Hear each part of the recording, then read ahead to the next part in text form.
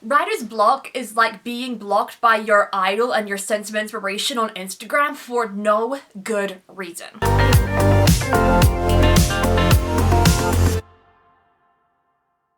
Hey guys, it's Amy here, back again with another video. Writer's block is almost as big of a conspiracy theory as Illuminati, aliens, and COVID-19 being caused by 5G. Whenever somebody claims that they have writer's block, they say that something is stopping them from writing, like a wall right here. And many people also call it an excuse for lacking motivation and just not wanting to write and procrastinating from it. And others call it the bane of their existence. I am not here to take sides today and debunk whether it is real or not. I find it similar to gender. If you want to use it, then go ahead, give it a label, sure. Frankly, I just use writer's block in the title to draw people in. I clickbait ya. What about it? More so, I'm here to teach you some preventative and fixing practices to be able to help you when all of a sudden you find that you can't write anymore. So here's how we're going to be going about things. I'm going to be presenting to you a problem that a writer may have and then a solution to follow it. We got 7 of them to get through.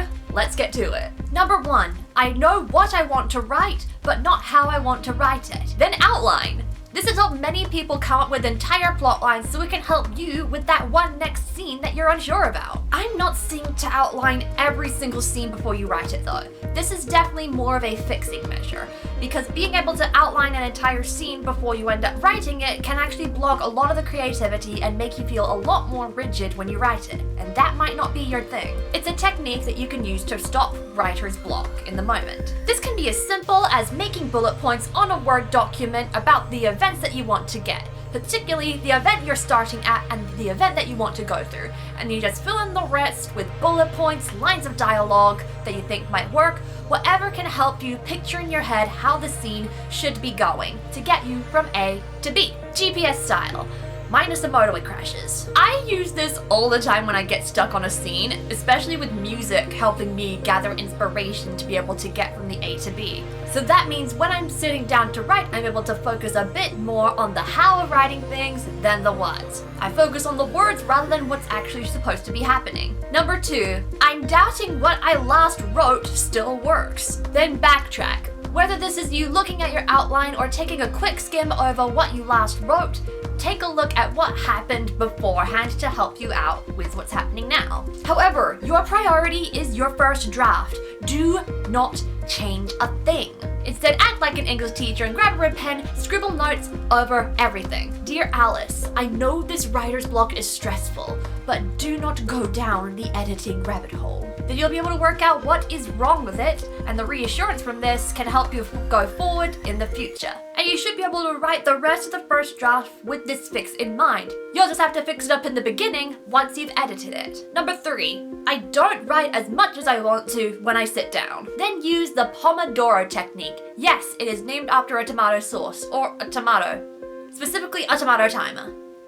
I don't even know if these things exist. I have never seen a tomato timer in my life. This is an easy way to keep up productivity in general in a 2-hour period. But we're going to talk about it in the context of writing. What you do is that you write for 25 minutes, then take a 5-hour break.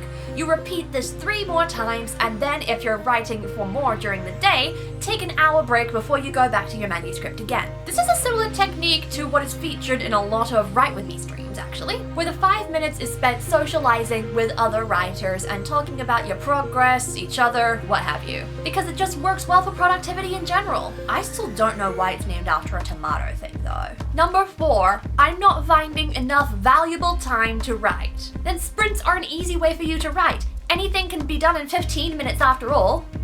Actually, that's just a quote that I read in a book that I am currently reading. For a sprint, you set aside a short period of time to do nothing except write, without distractions, no matter how short the time period is. What's good about this is that it becomes a very easy habit to take up, no matter how short amount of time that you will end up having. Got a few minutes to spare? Do a writing sprint. And this will be as easy of a habit to pick up as brushing your teeth. If you could do this in such a quick amount of time, even waiting for your microwave meal to finish within 3 minutes, then you'll be able to get at least a couple of words down on the page. And each time you do it, you'll be able to get more and more words as you get used to it. actually that microwave thing is actually a good idea. Oh my gosh, I'm a genius. Number 5, when I sit down to write, I do not feel motivated. Then why not try a playlist? There is literally no author that I do not know, no author or writer that I do not know that does not use a playlist, because it ends up helping them so much out with their writing. Whether it's a playlist for your novel, for writing, or for writing certain kinds of scenes, make sure it is music that you know and enjoy. There's no use listening to One Direction while you write when you hated What Makes You Beautiful from the moment it first came out. It needs to be music that you enjoy and can help evoke that emotion when you are writing your scenes. If you can't think of any off the top of your head, there's a lot of YouTube recommendations that came up for me that were playlists that pertained to a certain kind of scene vibe. I'm sure they can help you too. And you won't have to go actively finding music for it if you just pick music that you enjoy, because that's another rabbit hole, Alice. Number 6, I don't feel like I'm going to write anything good or worthwhile. Dump, then edit. What matters most right now is that you get words in your first draft. For some people, that could be like 100,000 words that they have to get in their first draft. It's not like once you write a word, it's going to stain paper. Some writers that I know will edit a chapter or a scene the day after they have written it. I know this doesn't work for most people, but this could end up working for you, or you can do it just when you end the draft altogether. Because if there is paranoia that what you want to write isn't quality, then you need to get that mindset that everything you write needs to be perfect out of your head. Accept that you have time to refine. There is no 1-hour exam deadline that you have to make when submitting this novel. You literally have as much time as you set for yourself. But still keep in mind that this might not work for anyone, or any of these. Techniques are very specific to how our brains are wired. Some of these techniques I don't even use. Number 7, I am motivated to write a scene, just not the one that I am currently working on. Maybe you should use placeholders. Again, this might not work for writers who write everything in a linear fashion, and this shouldn't be done for entire chapters, but this can work for scenes within chapters. If, for instance, you have greater inspiration for the middle or the end of a chapter rather than the start of it, you can put a placeholder for the scene that you're supposed to be working on right now, go ahead and do those later ones that you do have inspiration for, and then quickly go back to the place-held scene and work out how to connect those dots. Because now you've got the scene that you've got really hyped up for, this new placeholder that you have put in place can be used to build it up, and it can help you better work out how everything fits together. And now I have cured your writer's block.